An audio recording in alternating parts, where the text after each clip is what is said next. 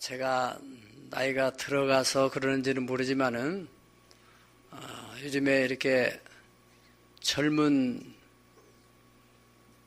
엄마 아빠들이 자녀를 키우는 모습이나 또 우리 자녀들이 자라나는 모습을 볼 때 참 걱정스러운 마음이 들 때가 많습니다. 저렇게 자녀를 키워서 또 저 자녀가 저렇게 자라서 과연 10년 뒤, 20년 뒤에 어떻게 성인으로 또 다른 가정을 이루며 살아갈 수 있을 것인가? 또 가장으로서 가족을 책임지고 끌어갈 수 있을까 하는 걱정이 앞설 때가 많이 있어요.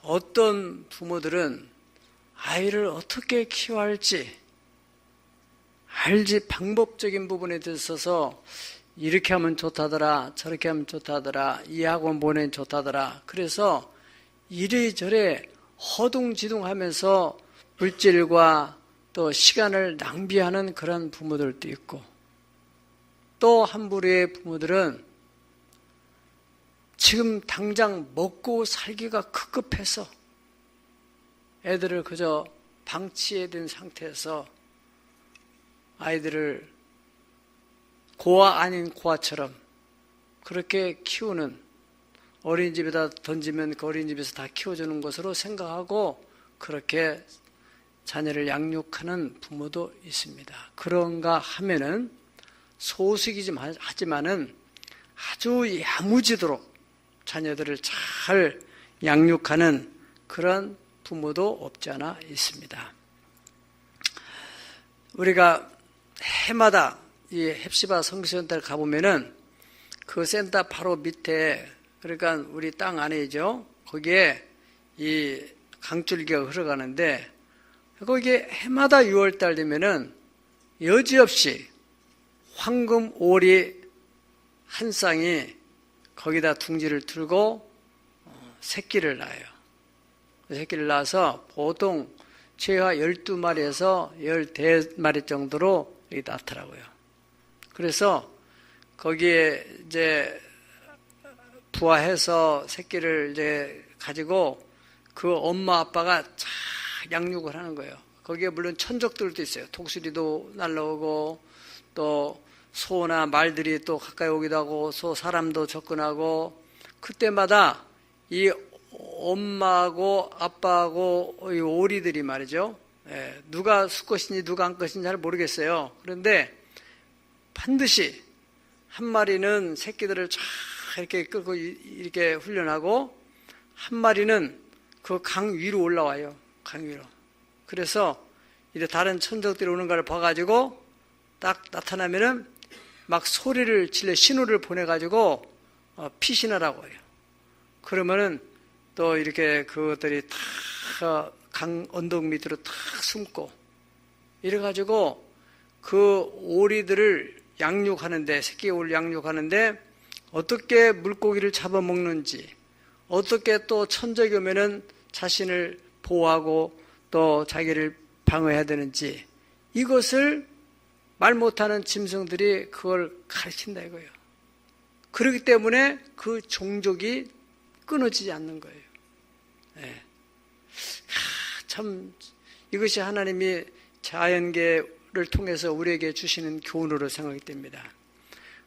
비단 이 오리뿐만 아니라 이 모든 동물계에 보면은 다 종족 보존을 위해서 철저하게 자기의 종족들을, 후손들을 양육을 한다 이거예요.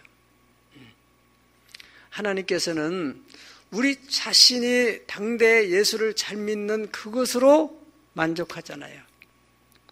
우리뿐만 아니라 우리의 후손들이 더 하나님을 경외하도록 해서 1대보다는 2대가, 2대보다는 3대가 더 잘 되도록 여호와를 경외하며 그 계명을 크게 즐거워하는 사람들은 그 후손이 강성하며 정직자의 후대가 복이 있으리로다. 부요와 재물이 그 집에 있으며 그 의가 항상 있으리로다. 하나님께서 경제적인 부분과 또 명예적인 부분까지 책임져 주시는데 어떤 사람에게 하나님을 경유하는 그 사람들의 후손에게 그런 축복을 준다는 거예요. 우리 교회에 주신 비전 따라서 우리는 신앙의 명문가를 꼭 이루어야만 됩니다. 믿음의 조상인 아브라함도 그 아브라함이 아들 이삭을 신앙으로 잘 양육했어요. 그러니까 이삭도 역시 그 아들 야곱을 신앙으로 키우고 또 야곱도 그 12아들을 키우는데 그 가운데 가장 신앙이 통독한 그 아버지의 대를 계승하는 아들이 바로 요셉이라는 아들이 나오지 않습니까? 그래서 그가 장자 역할을 하게 되는 것입니다. 오늘 여기 이 성경의 말씀을 통해서 하나님은 우리로 하여금 왜 신앙의 유산을 남겨야 되느냐? 이것은 후손들을 위해서 그렇다는 거예요. 네. 그러니까 예수를 믿어도 전혀 신앙의 유산이 없는 다음 세대 자녀들 혹은 손자들이 과연 우리 엄마가 교회를 다니는데 우리 아빠가 예수를 믿었다는데 그 믿음의 자취가 없어서 어떻게 그 길을 따라갈지를 모르는 그런 아이들이 많이 있다는 것입니다. 신명기 11장 18절에서 21절을 우리 다 같이 한번 보실까요? 시작. 이러므로 너희는 나의 이 말을 너희 마음과 뜻에 두고 그것을 너희의 손목에 메어 기호를 삼고 너희 미간에 붙여 표를 삼으며 또 그것을 너희의 자녀에게 가르치며 집에 앉았을 때든지 길을 갈 때든지 누웠을 때든지 일어날 때든지 이 말씀을 강론하고 또 네 문설주와 바깥문에 기록하라. 그리하면 여호와께서 너희 조상에게 주리라 맹세하신 땅에서 너희의 날과 너희 자녀의 날이 많아서 하늘의 땅을 덮은 날과 같으리. 아멘. 여러분들의 후손들이 이렇게 되기를 축복합니다. 그러기 위해서는 우리가 신앙을 잘 우리가 자녀들에게 유산으로 남겨줘야 한다는 것입니다. 오늘 성경에 하나님께서 이스라엘 백성들이 요단을 건너가는데 요단을 건너기 전에 하나님이 여호수아에게 당부하시는 말씀이 있어요. 이제 요단을 건너갈 텐데 가운데쯤 서서 제사장들이 머문 그곳에서 꼭 매 지파에 한 개씩 12지파가 각각 한 개씩 그 요단 가운데 있는 돌을 취해서 메고 나와라. 그래서 그것을 가지고 나와서 그 다음에 거기에 이제 그 강변에 있는 길갈이라는 그 지역에다가 그 12개의 돌을 이게 쌓아서 비를 만들어라는 것입니다. 그 비를 만드는 이유에 대해서 여기 오늘 성경 본문에 우리 5절부터 한번 같이 보시겠습니다. 그들에게 이르되 요단 가운데로 들어가 너희 하나님 여호와의 궤 앞으로 가서 이스라엘 자손들의 지파 수대로 각기 돌 한 개씩 가져다가 어깨에 매라. 이것이 너희 중에 표징이 되리라. 후일에 너희의 자손들이 물어 이르되 이 돌들은 무슨 뜻이냐 하거든 그들에게 이르기를 요단물이 여호와의 언약궤 앞에서 끊어졌나니 곧 언약궤가 요단을 건널 때에 요단물이 끊어졌으므로 이 돌들이 이스라엘 자손에게 영원한 기념이 되리라 하라 하니라. 아멘. 그래서 기념비를 세우라는 거예요. 요단물은 끊어졌다가 이스라엘 백성들이 건너고 난 후에는 언제 끊어졌느냐 흔적을 찾아볼 수 없을 만큼 그대로 덮여가지고 전혀 흔적을 찾을 수 없이 흘러갑니다. 거기 건너온 사람만 알아요. 후손들에게 우리가 그런 일이 있었다 하면은 말도 안 되는 얘기 같고 거짓말 같고 그럴 수도 있을 수 있기 때문에 하나님께서 돌을 쌓아서 딱 놓으라는 거예요. 그들이 돌을 보면은 이 돌이 밖에 있는 돌이 아니고 강에서 올라온 돌인 걸 알 수 있습니다. 그래서 이 돌이 무슨 돌이냐고 물을 때 이 돌은 여차여차해서 하나님께서 우리를 이 언약궤를 메고 건너옴으로써 요단물이 갈라졌던 것이다. 그러한 역사적인 흔적, 증거다. 그러므로 그 후손들이 이야, 어떻게 이 도도 흐르던 요단물이 끊어졌단 말인가? 하나님은 대단한 분이구나. 하나님의 언약궤는 대단한 능력이 있구나. 하나님 말씀은 위대한 능력이 있구나. 할렐루야! 그러한 믿음을 자녀들이 갖게 된다는 것입니다. 그래서 오늘날 우리가 이스라엘 백성들은 그러한 신앙적 유산을 가지고 있기 때문에 그 유산을 물려받은 그 후대들이 수백 년, 수천 년 흘렀지만은 여호와를 경외하는 신앙을 지금도 유지하고 있다 이거죠. 그런데 오늘날 신앙이 3대다 혹은 2대다 하지만은 이 부모들이 신앙의 유산을 남기지 않아서 그저 그냥 시간이 갈수록 그 대가 흘러갈수록 신앙이 흐리멍텅해지는 그런 가문도 있습니다. 그런가 하면은 확실한 유산을 남겨진 집들은 아주 더 1대보다는 2대가, 2대보다는 3대가 더 강성해 가게 되는, 여러분의 후대가 그렇게 되기를 축복합니다. 그러려면은 우리가 믿음의 유산, 신앙의 유산 남겨야 되네. 그걸 유산 남기려면 유산이 어디가 있어야 하잖아요. 유산은 만들어야 되는 겁니다. 믿음의 역사를 만들어야 돼요. 따라서 믿음의 역사를 만들어야 된다. 쉽게 말하면 간증거리를 만들어가는 거예요.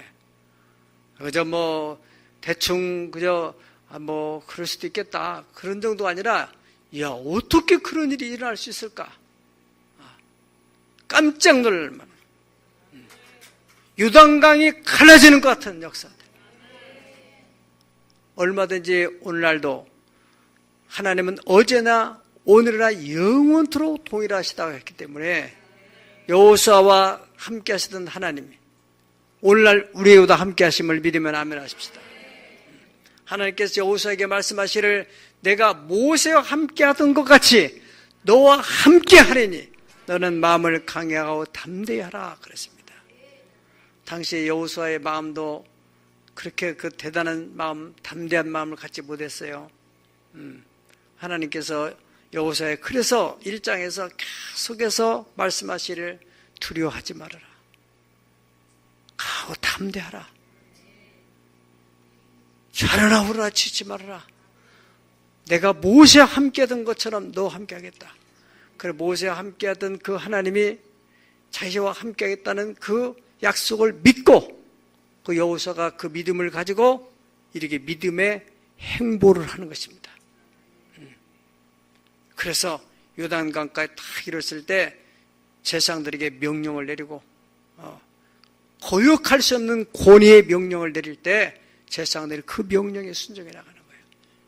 권위자가 이거 빠져 죽으면 어떻게 그렇다면 나중에 이게 여론이 생겨가지고 내가 또 잘못하면 밀려나지 않을까? 이러한 걱정, 두려움, 그런 마음을 가지고 명령할 수 있겠습니까? 반드시 이것은 머무르게 될 것이다. 요단은 갈라지게 될 것이다 하는 그런 확실한 믿음을 가졌기 때문에 여호수아가 그 권위적인 명령을 했고 그 명령들은 순종을 했게. 그리고 요단은 갈라지게 됐다는 것이죠. 네. 법궤를 맨 제사장들이 발이 머무를 때, 이 3장에 가보면은 곡식을 거둘 때는 요단 물이 창이래 넘쳤답니다. 그러니까 요즘으로 말하면 장마철이에요. 이 팔레스타인 지역에는 그 기후가 건기와 우기 두 철밖에 없어요. 우리는 봄, 여름, 가을, 겨울 있지만은 거기는 건기, 우기. 건기는 비가 안 내릴 때, 우기는 비가 자잘히 내릴 때, 장마철과 같이. 예. 하나님은 그 타이밍에 건기 때는 좀 물이 말랐을 때는 좀 만맛할 텐데 그 물이 창이하게 뚝에 넘실넘실 내려가는 그때 하나님께서 여호수아를 통해서 들어가라고 명령을 하고 여호수아는 그 명령을 제사장들 하게 됐고 그 제사장들은 그 명령을 따라 순종을 했고 그럼으로써 도도에 흐르던 요단강물이 끊어지고 그들이 건너가게 됐다는 것입니다. 법궤 안에는 바로 만나 같은 항아리가 있고 또 십계명이 있고 아론의 쌍난 지팡이가 있습니다. 그 지팡이의 의미는 바로 길을 가리키는 것이니까, 그리고 또 만나 같은 항아리는 생명, 또 십계명 진리. 그러니까 예수님께서 내가 곧 길이요 진리요 생명이다 하신 것처럼 예수님이 함께 하시는 곳에는 창조적인 역사가 일어난다는 거예요. 네. 오늘날도 예수님께서 말씀하여 너희가 어디 가든지 복음을 전하면은 내가 너희와 항상 함께 있으리라 하신 말씀. 네. 마태복음 28장에서도 또 마가복음 16장에서 말씀하시는데, 여러분들이 그 예수님이 함께 하시는 곳에는 사막에 강을 내고 광야에 길을 내서 내 백성 나의 택한 자로 마시게 하겠다 그랬어요. 데살로니가서 1장 보면은 믿음에는 역사가 있어야 된다. 사랑에는 수고가 있어야 되고 소망에는 인내가 있어야 된다. 참된 믿음, 내가 어떤 믿음을 가지고 있다. 그런 믿음에는 반드시 역사가 나타난다는 거예요. 그 믿음은 내 신념이 아니라 하나님께서 내게 주신 레헤마, 말씀입니다. 말씀. 우리는 대체로 그렇게 생각합니다. 좀 환경이 좋아져야 되죠. 좀 뭔가 이 변화가 일어나면 내가 그렇게 하겠습니다. 표적을 주세요. 물론 그것도 필요합니다. 그런데 환경과 전혀 관계없이 에스더가 가지고 있는 믿음이 뭡니까? 지금 현행법으로는 왕 앞에 부르지도 않은데 가게 되면은 사형을 당하는 거예요. 그러니까 죽음에 대한 두려움 때문에, 그것은 하나님의 뜻이라고 하지만은 자기가 감당할 수 없어서 금식을 하잖아요. 금식을 하고 또 중보기도를 부탁하고 난 후에 그가 마음에 결심하기를 죽으면 죽으리라. 아멘. 그런 결심을 안고 왕을 향해서 나가잖아요. 그 얼마나 한 걸음 한 걸음이 두려웠겠어요. 담담히 걸어가는 그 모습을 바라보는 왕이 순간적으로 마음이 통해가지고 법이 바뀌는 겁니다. 법이. 그래서 왕이 금호를 내밀어서 에스더를 맞았잖아요. 그 전에는 에스더와 왕의 관계가 소연했어요. 그렇잖아요. 모르드게가 말하기를 왕이 나를 부른 지가 너무 오래됐습니다. 왕후가 한두 명이 아니잖아요.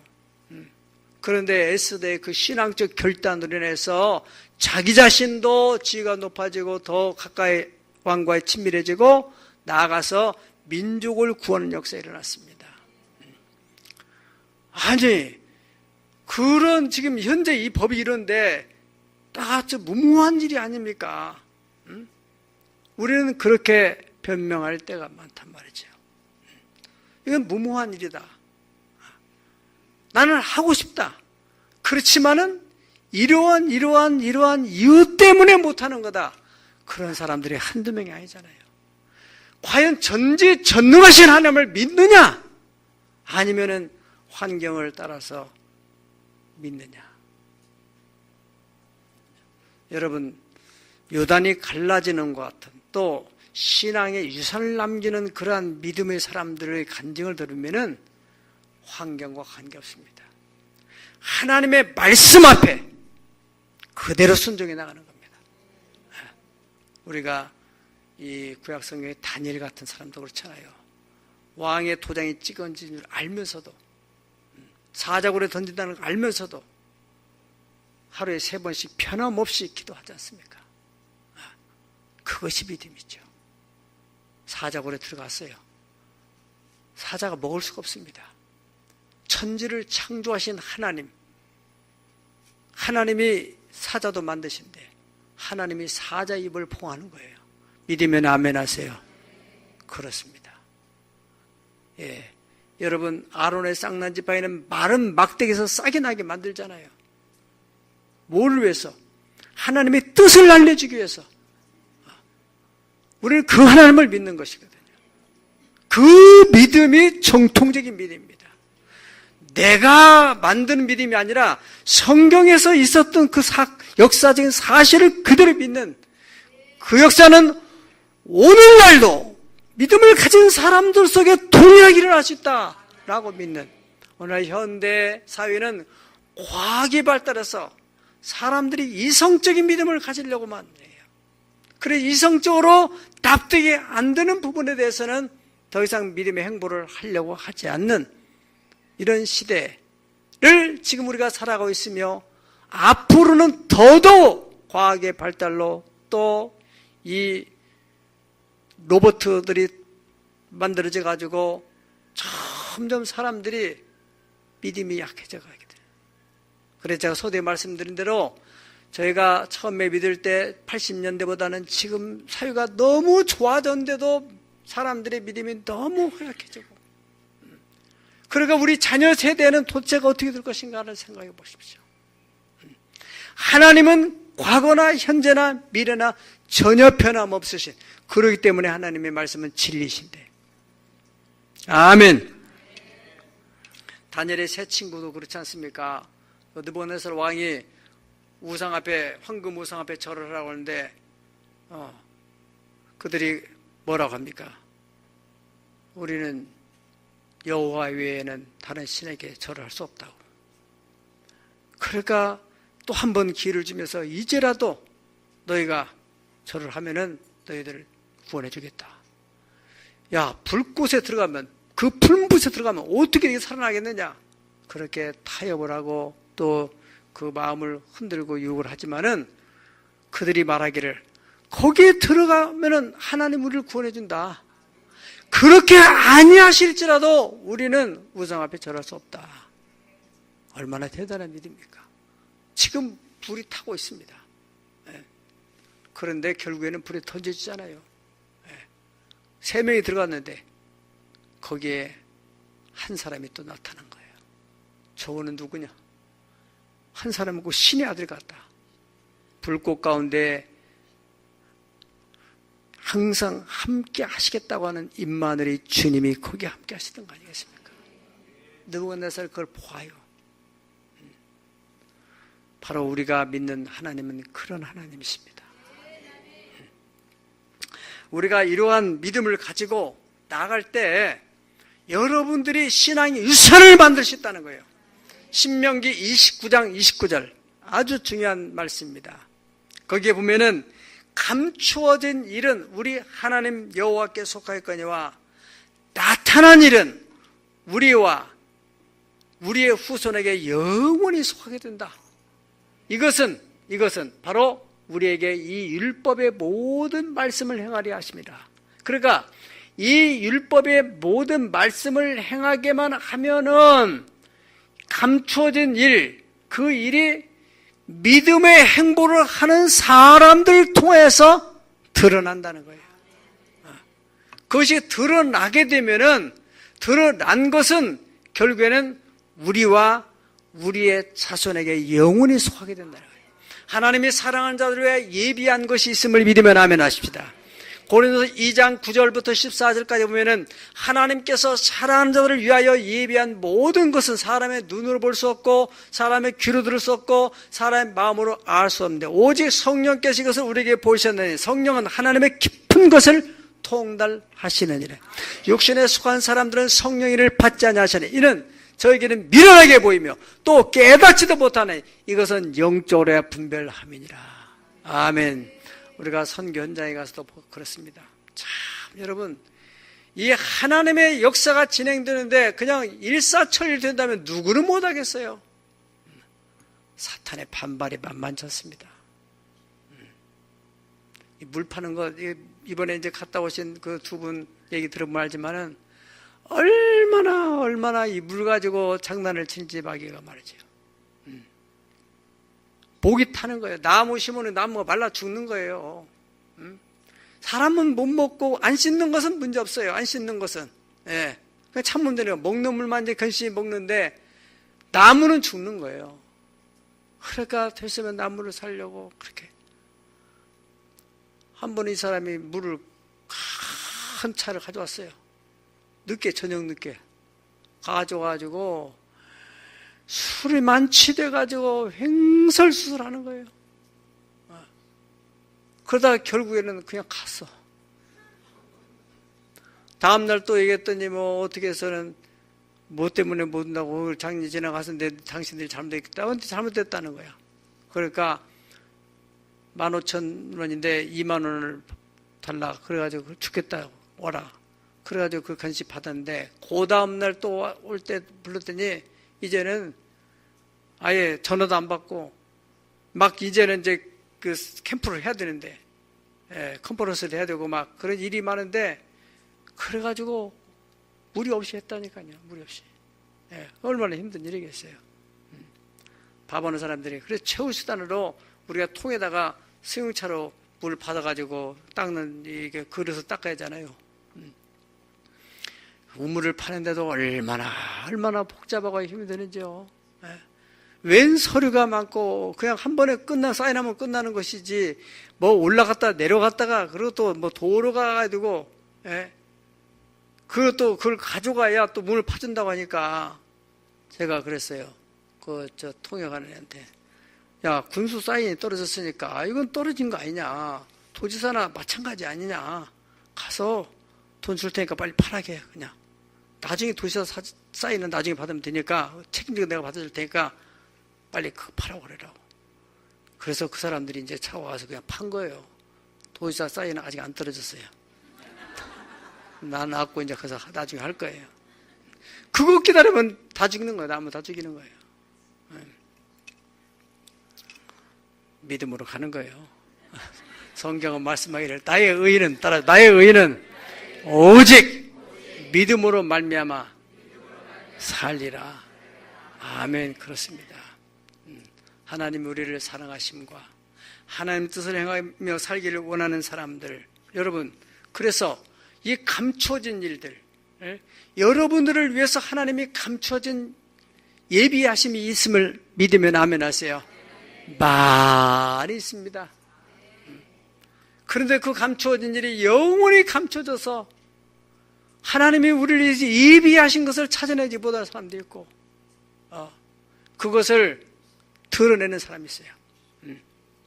하나님께서 아브라함을 위해서 또 아브라함 후손 더 나아가서 우리까지 위해서 독생자 예수님을 예비해 두시고 하나님이 아브라함에게 독자 이삭을 바치라고 하시는 겁니다.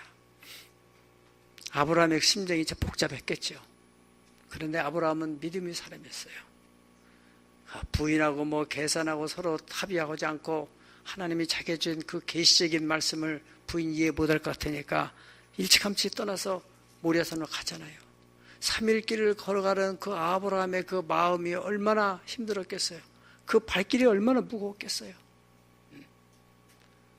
그 독자 이삭을 번제단 위에 올려놓고 칼을 드는 순간에 하나님 음성이 들려오지 않습니까? 아브라함아 이제야 네가 나를 사랑할 줄을 알았다. 바로 여기 수양이 있으니까 그것을 갖다가 번제로 드리라. 거기서 아브라함이 경험한 하나님, 하나님은 여호와 일의 하나님이구나. 예비하시는 하나님이구나. 믿음으로 나아가는 사람에게 하나님이 여러분 아브라함이 만약에 그때 순종하지 않았더라면은 그것은 영원히 감춰진 일로 여호와께 속하고 말았을 거예요. 그래 아브라함 믿음으로 순종함으로 말미암아서 그 감춰진 일이 드러나게 되고 그것이 아브라함과 아브라함 후손과 더 나아가서 우리까지 예수 그리스도의 그 비밀의 경륜이 드러나게 되는 계시가 드러나게 되는 영원히 속하게 되는 우리 교회의 박물관도 마찬가지입니다. 이것은 어느 교회를 통해서라도 하나님이 하실 계획이 있었던 거 아니겠어요? 한국교회 이 창조론과 진화론의 사상적인 싸움, 이 진화론 속에는 하나님이 없는 겁니다. 그래서 공산주의 나라 가면 철저하게 자연사 박물관의 진화론으로 이렇게 컨셉을 잡아놨어요. 디스플레이 그렇게 해놓고. 그래서 딱 들어가서 보면은 이렇게 저렇게 해가지고 이런 원숭이가 이렇게 진화돼가지고 사람이 이래가지고 사람이 만들어졌구나. 그 보면은 그냥 믿음이 가게 돼 있어요. 여러분, 막연한 하나님이 아니라 우리는 이 과학적 사고 속에서도 하나님이 자연 계시를 통해서 나타나신 그 하나님에 대해서 이 자연사 박물관을 통해서 나타내시고, 그리고 창조 과학에서도 그 서로 창조된 걸 본 사람도 없고 진화된 걸 본 사람도 없고, 결과적인 것은 유물을 가지고 보야 또 증거하고 또 논리를 피해야 되는데, 그런 면에 있어서 얼마나 귀중한 자료입니까? 하나님께서 여러분들이 믿음으로 나아가고 함께 함으로써 그 감추어진 일을 드러나게 한 거예요. 이번에 같이 동행했던 목사님이 뜬금없이 저한테 그래요.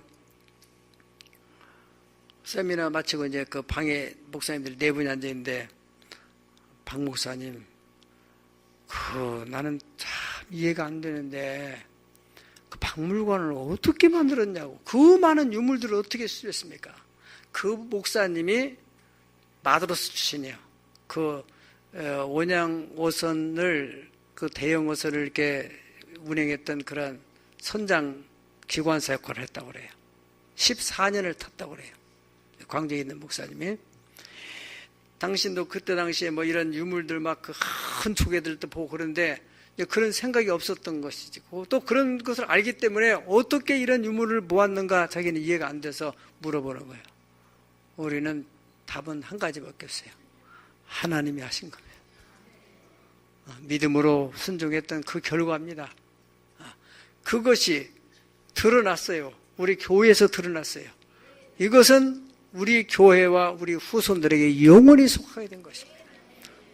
동일하게 여러분들을 위하여서 예비하신 하나님의 은혜와 축복이 있는데, 과연 여러분이 믿음에 담대한 행보를 하느냐 못하느냐에 따라서 그것이 영원히 감춰질 수 있고, 그것이 드러나서 여러분과 여러분의 후손에게 영원히 속할 수도 있다는 사실을 믿으면 아멘합시다. 자, 믿음의 역사가 드러났으면 그 다음에 어떻게 해야 되느냐? 그런 역사를 드러내기는 했지만은 그것을 그냥 묻혀버리는 사람이 있습니다. 세월이 흘러가면은 기억은 묻힐 수 있어요. 그렇기 때문에 우리는 글이라는 것을 통해서 담아놔야 됩니다. 하나님께서 모세에게 또 여호수아에게 수많은 선지자들에게 하신 말씀들을 그 사람들이 그때 선포하고 말았더라면은 영원히 하나님 말씀은 우리에게 전달되지 못했을 것입니다. 그 사람들이 그때그때 계시된 말씀들을 문자라는 이 그릇에다가 담아놨기 때문에 우리가 이걸 보면서 그 하나님의 말씀을 다시 또 되새김할 수 있는 것처럼. 그렇기 때문에 저는 선교지에 다녀오면 항상 숙제처럼 제 마음을 여러분 좀 이해하려면은 여러분들이 주부로서 음식을 할 때와 음식을 먹고 난 다음의 마음을 한번 생각해 보세요. 할 때는 의무감 때문에 막 해요. 다 먹고 난 다음에 설거지 할 때는 어떻습니까?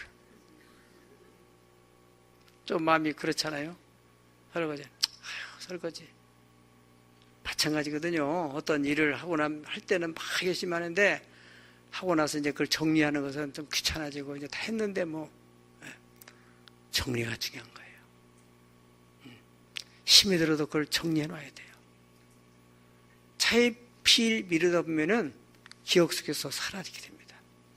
사진으로라도, 글로라도, 어떠한 물질적인 것이 있으면 더더욱 좋죠. 네. 여기 하나님께서 이스라엘 백성들에게 길갈이라는 곳에다가 그 비석을 세우라는 것입니다. 길갈이라는 의미는 수치가 굴러갔다, 그런 의미를 가지고 있는데, 이스라엘 백성들이 애굽에서 노예살이를 했어요. 그들 내면 속에는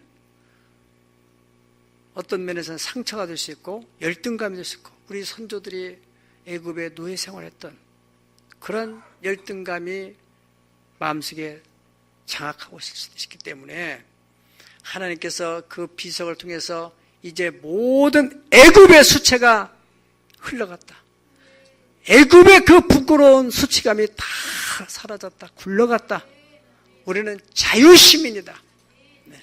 그래서 가나안 땅에서 그들이 마음껏 과거에 매이지 않고 미래를 향해서 마음껏 풀어갈 수 있도록 그런 비전을 제시하는 그런 표석이기도 하는 것입니다.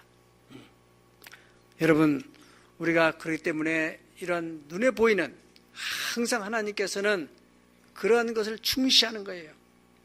제가 전방부대에서 근무할 때 한 번은 이제 철책선을 근무할 때가 있었는데 우리는 포병부대인데 이제 비상이 걸려가지고 이 보병들이 또 대간 침투 작전하는데 우리가 이제 그 경계를 섰어요. 보니까 철책선에도 거기 비석을 세우는 데가 있어요. 간간히. 거기 비석은 뭐냐면은 몇 년, 몇 월, 며칠에 여기에 몇 인족 그 간첩이 넘어왔다. 그래서 다 표시를 해놔서 경계심을 갖게 만듭니다. 제가 언젠가 뉴질랜드를 갔는데 뉴질랜드 길가에 차 타고 한참 가다 보면은 가끔 하얀 십자가가 길가에 있어요. 저게 무슨 뜻일까? 궁금해가지고 선교사한테 물어봤어요. 이게 뭡니까 저게? 그러니까 여기는 교통사고 나서 사망한 사람들에 대한 표식을 해놓은 것입니다. 그래서 다음 사람들로 하여금 여기 사람 사고 난 데구나 경계심을 갖도록 그런 표식. 그와 같이 하나님께서 우리에게 우리 신앙의 유산을 남기는 데서 이런 표식이 중요하다는 거예요. 여러분, 우리 몽골의 선교센터에 가게 되면은 여러분들의 이름들이 거기에 다 기록됐습니다. 70명이 참여한 일에. 이번에도 이제 나무 심은 사람들 이제 나무에 심어놨지 이제 거기다가 이제 표식을 해서 거기다가 또 새겨놔서 여러분의 자녀들한테 여러분이 가서 볼 때 그때 우리가 심었던 것이 이렇게 크구나.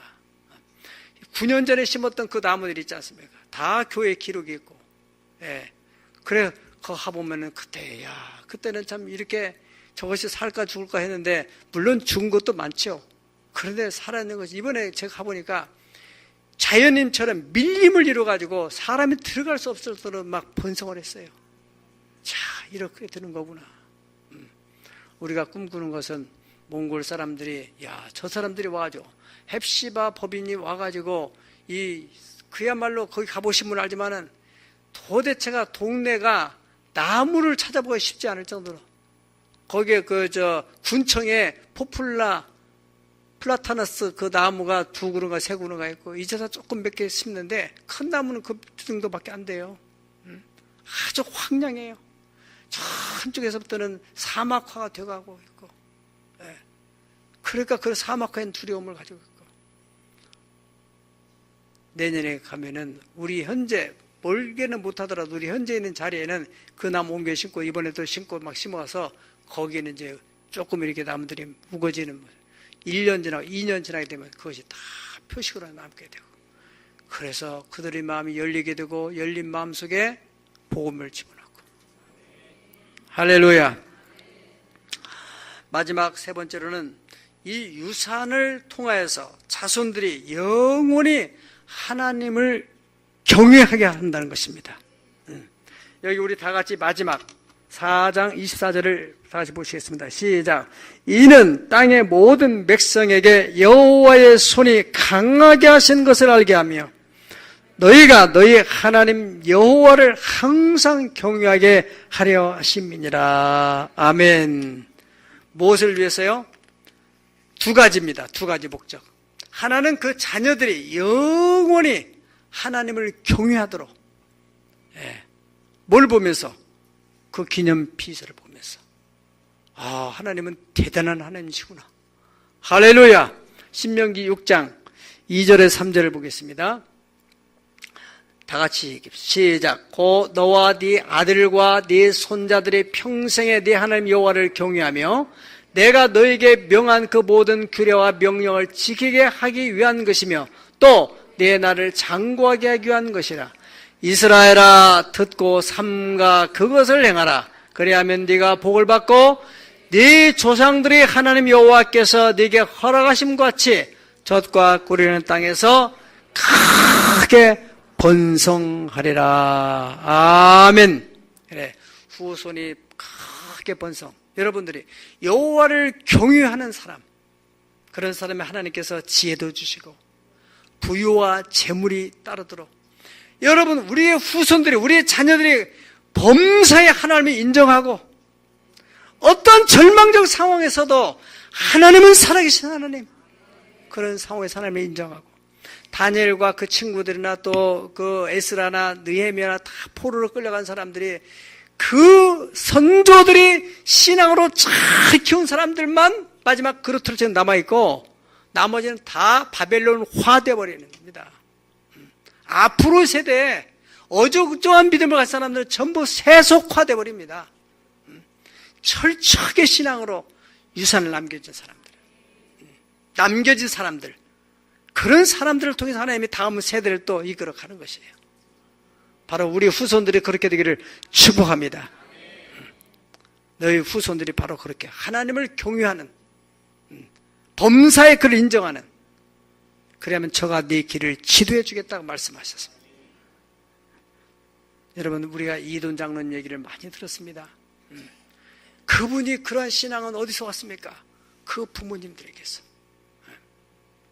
그래서 그 부모님이 헌신과 그 믿음의 그러한 그 신앙 유산을 그분이 가지고, 그래서 사람들 앞에 세계 경제 타워에 올라가서 많은 사람들에게 증거하지 않습니까? 그래서 그것으로 인해서 본인뿐만 아니라 이방, 열방이 하나님은 대단한 하나님이구나, 전도의 기회, 영혼 구원의 기회를 삼으라는 것입니다. 마지막으로 여러분, 이 여호수아 14장에 가게 되면은 전쟁이 참혹한 전쟁을 통해서 여호수아도 지쳤습니다. 이제. 그런데 헤브론 산지가 남아 있어요. 거기는 우리나라 옛날에 유교동성 난 이후에 지리산에 그 빨치산들이 남아 있던 것처럼 그 가나안의 원주민 가운데 강한 이들이 요새화된 그곳에 남아 있어요. 어찌할 수 없는 그런 상황에서 여호수아도 이제는 너무 지치고 노화돼서 어떻게 할 길이 없는 이 정도 선에서 그때 갈렙이 여호수아에게 다가갑니다. 이 산지를 내게 주소서. 내가 지금 나이가 85세지만은 그때 당신과 함께 40년 전에 이 땅을 정탐할 때 그때나 지금 나는 체력이 있고 영적인 힘을 가지고 있습니다. 내게 허락해 주세요. 그래 갈렙이 85세의 노후에 그 노후의 몸을 이끌고 전쟁을 하잖아요. 감추어진 그 땅을 차지한 것입니다. 그래서 그 갈렙의 후손들의 땅이 되는 유다 지파의 땅이 됐는데 드러났잖아요. 그게 유다 지파에게 속했어요. 영원히 속했어요. 그러므로 그 유다 지파 후손 가운데 다윗이라는 인물이 나왔는데 다윗이 사울왕의 관계 속에서 힘든 그 속에서 마침내 사울왕을 하나님이 제거시키고 이제 완전히 평정을 이뤘는데도 나머지 잔재들이 다윗에게 안 돌아오는 거예요. 그러니까 헤브론 산지를 중심으로 해서 그 수도를 삼고 7년 동안 다윗이 거기서 통치를 하게 됩니다. 7년 후에 그들이 손을 들고 돌아와서 마침내는 예루살렘 올라가서 왕국을 이루게 됐는데 그 헤브론 산지 갈렙의 신앙으로 인하여서 얻어진 기업이요, 신앙의 유산이요. 그곳에서 그 후손 가운데 왕이 나올 줄 누가 알았느냐 말이지요. 바로 그것입니다. 여러분의 후손 가운데서 어떠한 인물이 나올 줄은 알 수 없습니다. 하나님은 우리를 통해서 놀라운 계획을 가지고 있습니다. 하나님은 우리를 위해서 예비한 무궁무진한 것이 있습니다. 그런 것들이 다 영원히 덮여있는 감춰진 것으로 인생을 살다 끝나는 사람도 있고 그 수많은 감춰진 것들을 드러내서 영원히 자기와 자기 후손에게 속하게 하는 그러한 믿음의 사람, 신앙의 유산을 남겨야 될 이유가 어디에 있는지 기도하십시다.